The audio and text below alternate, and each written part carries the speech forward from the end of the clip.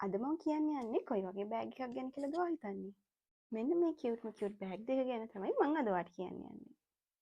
සමහර විට ඔයා තාමත් දන්නේ නැතුව ඇති අපේ Glitchfield YouTube channel එකකුත් තියෙනවා කියලා. TikTok, Instagram, Facebook වගේම YouTube channel එකකුත් තියෙනවා. ඉතින් මේ YouTube channel එකේ වීඩියෝස් දැකලා තමයි ඒ නංගි මෙන්න මේ ඕඩර් එක අපිට දුන්නේ.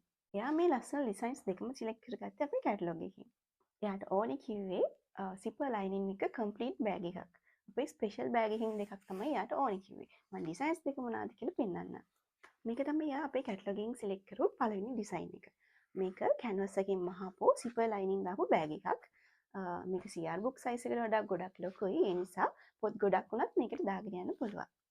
ඉතින් මේක තමයි අනිත් ඩිසයින් එක. මේකත් එයා අපේ කැටලොග් එකකින් තමයි සිලෙක්ට් කරගත්තේ.